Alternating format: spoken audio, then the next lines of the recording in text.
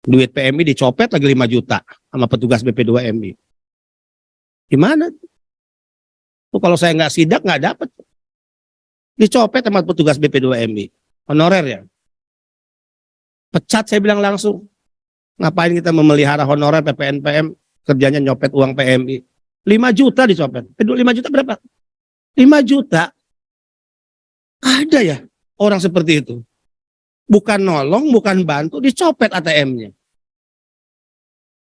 Setelah itu, nah, tadinya sidak masalah itu. Sidak yang kedua, dapat temuan lagi.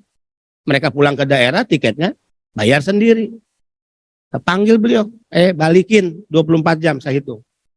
12 jam. Dari malam ini saya hitung balikin semua. Bikin kwitansinya, buat videonya. Saya bilang gitu. Dan berapa orang itu? 7 orang. Balikin. Saya telepon travelnya. Malam-malam, mana travelnya? Saya telepon, kamu kalau masih mau kerjasama dengan BP2MI, saya bilang, balikin duit itu. Yang bayar tiket ke kamu negara BP2MI untuk PMI, bukan uang PMI. Nangislah mereka. Pak, saya sampai nyari 3 juta. Pak, saya dikirim keluarganya dari daerah hanya untuk bayar tiket. Padahal tanggung jawab kita. Ya. Tapi beliau belum masuk rolling pelantikan sekarang. Masuk di rolling nanti akhir September. Ya, karena tanggung jawab di pimpinan. Tidak ada prajurit yang salah kecuali komandan. Itu prinsip loh. Tidak ada prajurit yang salah kecuali komandan.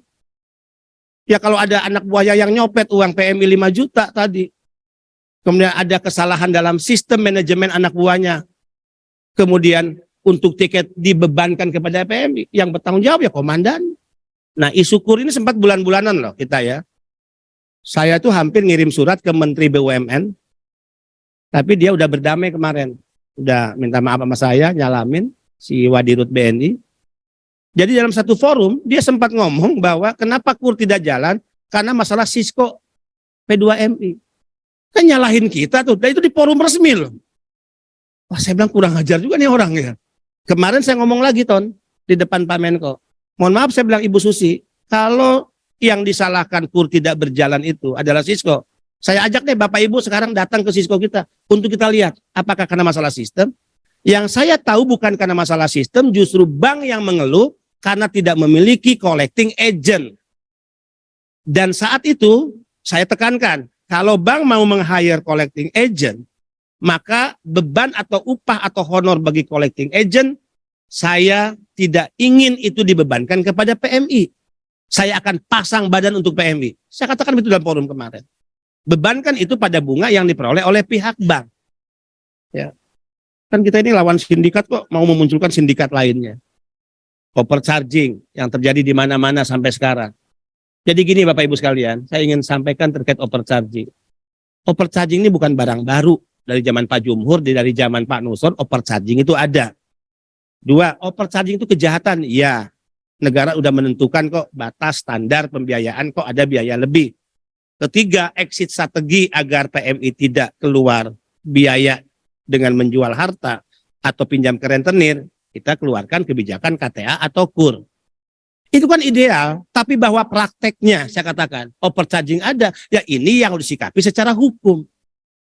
Bukan disalahkan terkait kontraktornya, bukan disalahkan KUR-nya, bukan misalkan KTA.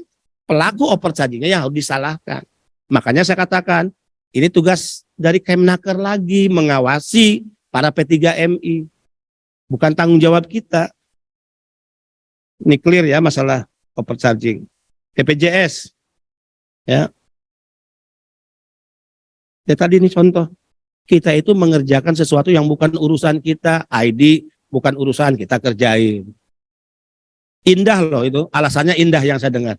Pak, kami itu kan melayani ID dulu karena membantu aja, memfasilitasi. Indah. Berapa rupiah per ID? Lebih indah dari kata-kata tadi. Ya.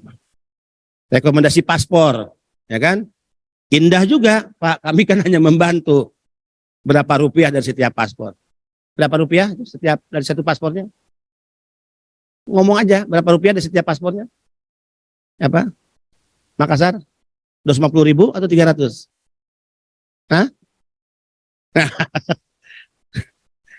Jadi mengerjakan yang bukan urusan karena ada orientasi sesuatu dari pekerjaan itu. Ya saya nggak tahu kalau terkait BPJS. Saya cuma mau ngomong kode billing itu urusan kita bukan? Bukan. Ngapain kita kerjain repot-repot? Ternyata kemarin Anggoro membuka dalam forum. Dulu sebelum kode billing kita kerjakan, itu kan pernah menjadi urusan juga dari BPJS. Siapa yang dengar kemarin? Yang Anggoro ngomong kemarin bahwa Pak Beni dulu juga sebetulnya seperti itu di tugas kita. Sampai saya berpikir, oh berarti kapan nih beralih kode billingnya ke kita? Karena dulu juga sebetulnya di awal-awal dikerjakan oleh BPJS. Itu Anggoro loh, direktur utamanya. Jadi kebuka lagi kan. Jadi kode billing kenapa menjadi urusan kita? Kalau Cisco itu semacam black box yang di situ ya semua persyaratan dokumen masuk ke dalam black box itu.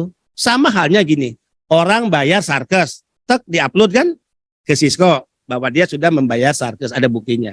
Orang membayar visa, diupload kan ke Cisco. Orang membayar paspor, diupload kan ke Cisco. Sama dengan kalau orang sudah membayar BPJS, dimanapun dia membayar BPJS, upload ke Cisco. Ngapain kita mau kerjain kode billing? Susah saya itu mau menghentikan kode billing. Ada alasan. Enggak hentikan. Bisa ternyata. Disambut baik oleh BPJS. Dan BPJS kemarin membuka kartu kotak Pandora. Pak sebetulnya juga terima kasih Pak, kami lebih simpel lagi. Jadi malu kita loh. Terus orang BP2 ini yang mengatakan ini membantu. Apa relevansinya dengan jawaban Dirut yang mengatakan, Pak terima kasih, ini lebih simpel bagi kami. Karena dulu juga pernah kami kerjakan sebelumnya. Nah, apa alasan kita yang kemarin mengatakan bla bla bla bla bla bla bla seolah-olah repot, seolah-olah segala macam. Ya.